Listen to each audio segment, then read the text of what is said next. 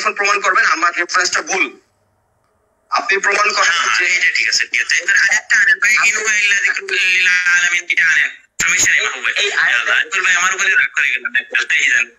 আচ্ছা আপনি এখন প্রমাণ করবেন এটা, আপনি এখন প্রমাণ করবেন এখানে জিকির বলতে কোরআন না অন্য কিছু, এটা আপনি প্রমাণ করবেন। ওয়াজকুর শব্দ নিয়ে, ওয়াজকুর প্রথম শব্দে আমরা আটকে গেছি, ওই ওয়াজকুর শব্দ নিয়ে আলোচনা করতেছিলাম। তো আমি বলছি ভাই ওয়াজকুর বলতে এখানে জিকির বলতে কোরআন আছে, এটা আমার দাবি ছিল। আমাকে বলছে যে ভাই আপনার দাবির পক্ষে যুক্তি দেখেন। আমি বলছি আচ্ছা আপনি 81 নম্বর সূরা 27 নম্বর আয়াতে যান, সেখানে দেখবেন জিকির বলতে আসলে কোরআনকে বুঝাইছে ওই আয়াতের ভিতরে। তো এখানে এই আয়াতে ইন হুয়া ইল্লা, আমার দাবি হচ্ছে ইন হুয়া ইল্লা যিকরুল লিল আলামিন, এখানে হুয়া হচ্ছে কোরআন, জিকির হচ্ছে কোরআনের একটা গুণ। এখন আবু সুফিয়ান ভাইয়ের দাবি আরো দাবি আছে, গ্রামাটিক্যাল তারকিব করেন আমার পড়ছেন আপনি শোনেন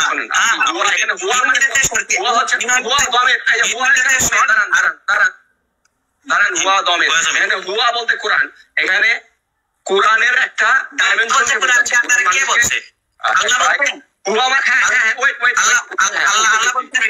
আগের হাত গুলো পড়েন, এই জন্য শ্রুতি বলছে আগের হাত গুলো পড়েন, আগের 3-4 আয়াত পড়েন।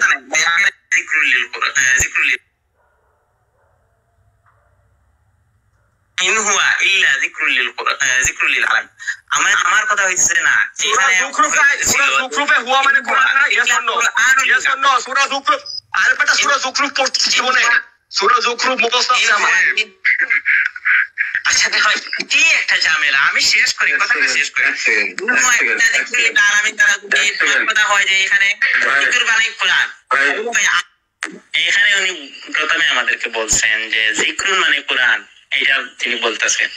এখন আমি বললাম যে একটা আয়াত দেখান, উনি এই আয়াতটা দেখাইছে ইন হুয়া ইল্লা যিকরুল লিল আলামিন।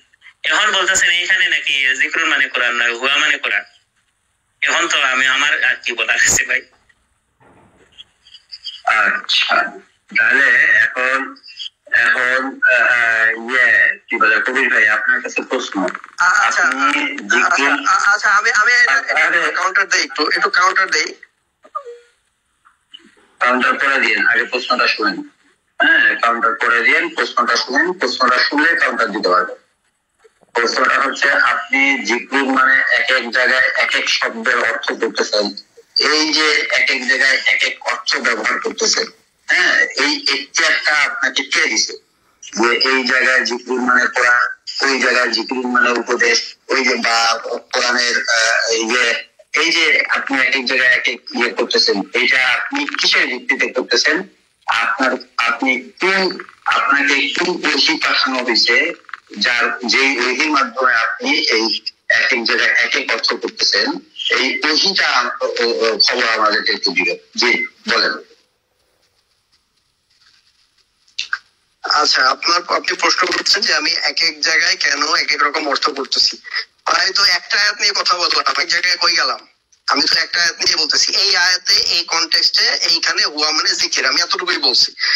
মনে জিজ্ঞেস করছে যে কবির ভাই আপনি জিক্র মানে কোরআন কোথায় পাইছেন? আমি বলছি যে এই আয়াতে এই কনটেক্সটে, এই আয়াতের কনটেক্সটে জিক্রটা কোরআনের সাথে সম্পৃক্ত। হ্যাঁ জিক্র যে গুণটা এটা কোরআনের সাথে সম্পৃক্ত, এইটা হাদিসকে সংগ্রহ করা, এটা আমি বলছি যে হ্যাঁ। তারপরে এখন আমরা তাহলে ফিরে যাই।